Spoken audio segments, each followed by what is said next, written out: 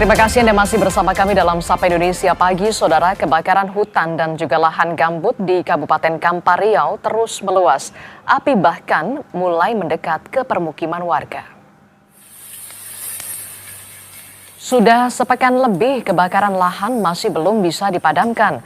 Tim Satgas Kebakaran Hutan dan Lahan dari Manggala Agni TNI Polri berupaya memadamkan api agar tidak merambat ke salah satu rumah warga. Cuaca panas dan kering serta minimnya sumber air jadi kendala petugas memadamkan karhutla. Upayanya ya kita mengutamakan pendekatan dulu. Ini kan kita melakukan penyelamatan kepada rumah warga agar tidak membakar rumah warga kan. Jadi dengan air seminim ini ya kita upayakan semaksimalnya. Kebakaran hutan dan lahan terjadi di Desa Rimbo Panjang, Kampar Riau. Petugas gabungan dibantu helikopter waterbombing berupaya mencegah api meluas ke permukiman. Lahan gambut yang terbakar mencapai lebih dari 4 hektar. Kebakaran juga terjadi di Pelalawan dan Indragiri Hulu dengan luas terbakar masing-masing 300 dan 400 lebih hektar.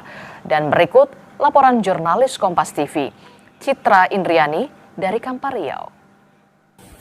Saudara, hingga saat ini upaya pemadaman masih dilakukan tim Satgas Gabungan Manggala Agni, BPBD, TNI dan juga Polri di Desa Rimbo Panjang, Kabupaten Kampar Riau. Luas lahan yang terbakar di lokasi ini mencapai 4 hektar dan saat ini upaya pemadaman yang dilakukan petugas dengan melakukan penyekatan di kepala api agar api ini tidak meluas. Untuk pemadaman juga dibantu oleh helikopter waterbombing dari melalui udara agar mempermudah pemadaman yang dilakukan oleh tim darat serta untuk menjangkau lokasi-lokasi yang sulit untuk dijangkau oleh tim darat. Dan saudara, selain melakukan upaya pemadaman di lokasi karhutla ini, pihak kepolisian dari Polsek Tambang, Polres Kampar juga melakukan proses penyelidikan terkait penyebab dari kebakaran hutan dan lahan yang terjadi di Desa Rimbo Panjang ini. Pemadaman kebakaran hutan dan lahan di Desa Rimbo Panjang ini juga dibantu oleh helikopter waterbombing dengan melakukan penyiraman dari udara. Helikopter waterbombing ini juga ikut membantu petugas dalam melakukan pemadaman, terutama di lokasi atau kepala api agar mempermudah tim darat untuk menjangkau lokasi. Di Pulau Kalimantan, saudara, kebakaran hutan dan lahan yang terjadi di Kabupaten Berau, Kalimantan Timur kini mendekati permukiman warga. Dampaknya, kawasan kota di Tanjung Redep mulai diselimuti asap. Kebakaran hutan dan lahan di Kabupaten Berau terus meluas selama 3 hari terakhir hingga mendekati permukiman warga. Petugas gabungan dari BPBD masih terus berjibaku di sejumlah titik yang masih terbakar. Saat ini 500 lebih titik panas di wilayah Kabupaten Berau. Dampak kebakaran yang terus meluas kini kawasan kota di Kabupaten Berau mulai diselimuti asap tipis. Jalan radius 20 meter, 30 meter. Tuh.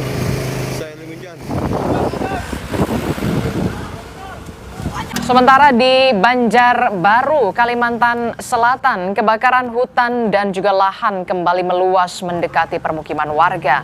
Api berkobar memasuki Jalan Handil Kuripan Liang Anggang, Banjarbaru, Kalimantan Selatan dan membuat warga panik.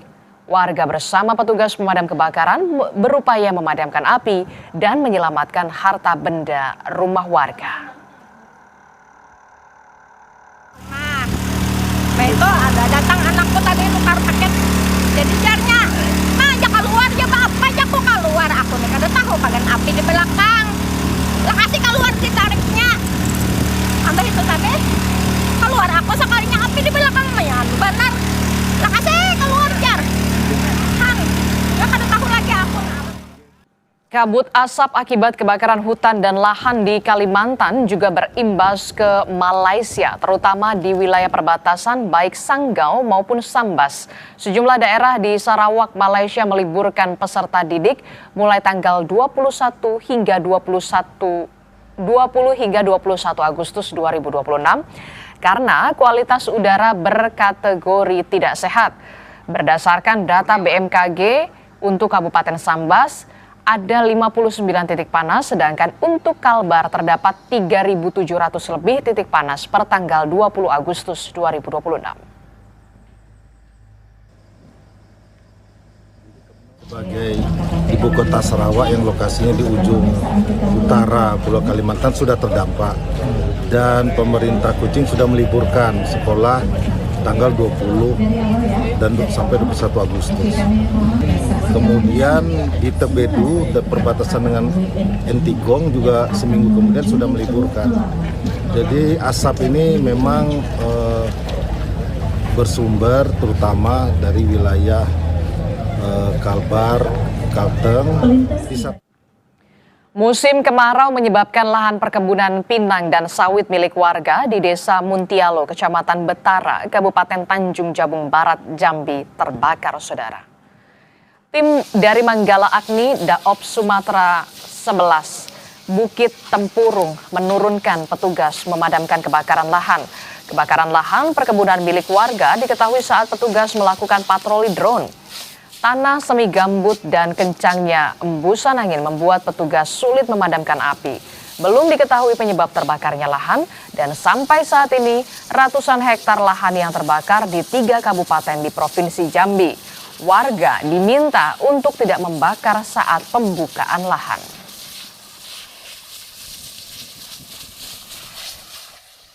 Fokus kita pada spot-spot asap dan tunggul kayu yang berpotensi atau bisa jadi pemicu api selanjutnya. Target kita tim Manggala Agni Daop Sumatera 11 Bukit Tempurung dan Satgas Karhutla Kabupaten Tanjung Jabung Barat. Api dan asap terkendali. Demikian laporan yang dapat kami sampaikan. Salam Patriot Indonesia.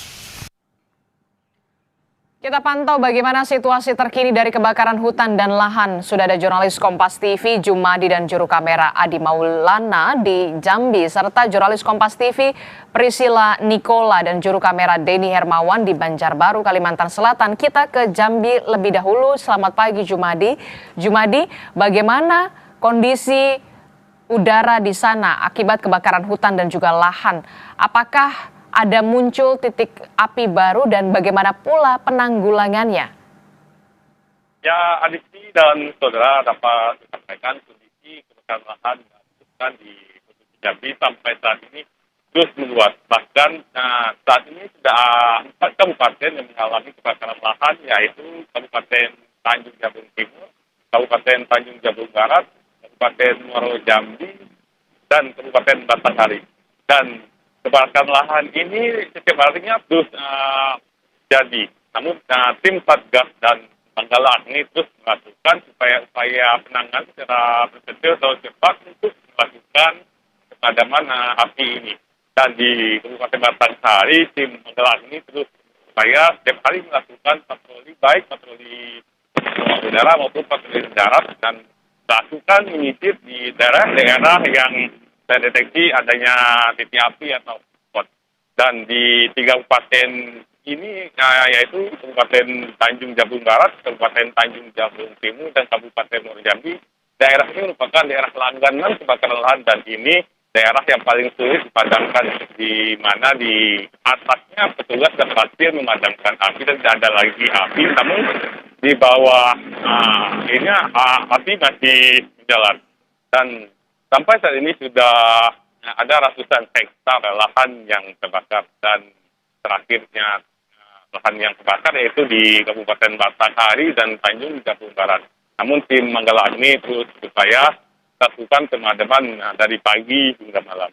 Dan sampai saat ini data yang kami terima, kondisi lahan yang terbakar semuanya sudah padam. Namun tim Manggala Agni terus melakukan upaya pendinginan di lokasi-lokasi yang sudah terbakar supaya api tidak menjalar lagi, di mana kondisi kemarau yang mana Jambi sudah hampir 2 bulan dan diprediksi sampai bulan 10 nanti. Dan untuk kondisi cuaca yang dapat Anda lihat di belakang saya secara kasat mata memang tidak kelihatan kabutnya. Namun kabut ini juga sangat dirasakan oleh warga terutama pada pagi hari yang hendak keluar menggunakan sepeda motor, di mana aroma dan mata cukup pedih. Dan warga dihimbau dan diminta untuk mengurangi aktivitas di luar rumah. Dan terutama dihimbau kepada masyarakat yang berada di daerah-daerah yang terjadi kebakaran lahan. Dan boleh kami sampaikan juga sampai saat ini tim Polda Jambi sudah melakukan atau menangkap 7 orang pelaku pembakaran lahan dan saat ini sedang proses penanganan oleh Polda Jambi. Dan Polda Jambi juga bersama pemerintah daerah dan Satgas Karhutla menghimbau kepada masyarakat dan perusahaan agar tidak membakar lahan saat musim kemarau ini. Adisti. Oke, dari Jambi kita bergeser ke Banjarbaru, Kalimantan Selatan bersama dengan Priscila. Priscila, kalau di Banjarbaru, Kalimantan Selatan, informasinya api ini sudah mendekati permukiman warga. Bagaimana kondisi penanganannya, termasuk juga soal penanganan untuk warga yang terkena ispa? Ya, Adisti dan juga saudara, memang penanganan untuk karhutla yang terjadi di Kalimantan Selatan ini, khususnya di Kota Banjarbaru ini, dilakukan dengan 2 operasi, seperti operasi udara dan juga operasi darat. Di mana untuk operasi udara sendiri ini memang sudah diterjunkan beberapa helikopter untuk melakukan waterbombing yang digunakan untuk penyiraman dalam skala besar, tepat di atas titik api dan tempat-tempat yang sulit terjangkau oleh relawan di darat. Dan juga operasional maksimal dari waterbombing ini, saudara, sekitar pukul 18 waktu Indonesia Tengah setiap harinya. Dan untuk helikopter lain juga dilakukan untuk patroli dan juga untuk operasi modifikasi cuaca sendiri. Ini kami mendapatkan informasi masih belum bisa dilakukan. Dan BPBD Provinsi sendiri mengatakan bahwa terkendalanya cuaca seperti minimnya angin potensi, maksud kami awan potensial dalam melakukan penyemaian garam untuk memicu hujan ini masih minim, sehingga masih belum bisa dilakukan modifikasi cuaca. Namun dari bahan dan juga armada ini memang dikatakan sudah siap. Sementara untuk operasi di darat ini sendiri melibatkan tim gabungan BPBD, TNI, Polri dan juga relawan, ini masih terus berupaya menjinakkan api, saudara. Memang tantangan terberatnya ini ialah karakteristik lahan gambut yang memang secara kasat mata ini api di permukaan memang seringkali terlihat sudah padam. Namun sebenarnya bara api yang berada di bawah permukaan tanah ini dapat kembali membesar ketika cuaca terik seperti siang hingga sore hari, ditambah juga hembusan angin yang dapat memicu kembalinya kobaran api, saudara. Dan untuk itu tetap dilakukan pembasahan dan juga pendinginan yang ekstra oleh tim Satgas di darat. Dan untuk kasus ispa sendiri memang terpantau meningkat beberapa hari terakhir ini, khususnya untuk usia-usia rentan seperti lansia dan juga anak-anak, di mana pemerintah sendiri sudah menginstruksikan untuk siswa ataupun pelajar ini datang ke sekolah lebih siang sekitar pukul 9 hingga 9.30 waktu Indonesia Tengah untuk mengurangi dampak dari kabut asap yang terjadi saat pagi hari. Dan untuk instruksi evakuasi sendiri ini, saudara, kami masih belum mendapatkan informasi apakah ada warga yang diinstruksikan, namun warga sendiri mengaku belum mendapatkan instruksi dari pemerintah untuk melakukan evakuasi. Namun pengungsian mandiri dan juga evakuasi mandiri terhadap kerabat-kerabat sendiri yang berada di rumah ini memang sudah dilakukan warga, seperti kelompok usia rentan, seperti lansia dan juga bayi terutamanya, yang diungsikan secara mandiri ke daerah yang lebih aman, ke tempat kerabat mereka. Adisti. Baik, terima kasih informasinya jurnalis Kompas TV Priscila Nicola melaporkan bersama dengan juru kamera Denny Hermawan di Banjarbaru, Kalimantan Selatan. Sebelumnya ada jurnalis Kompas TV Jumadi dan juga juru kamera Adi Maulana di Jambi. Selamat bertugas kembali rekan-rekan dan tetap utamakan kesehatan.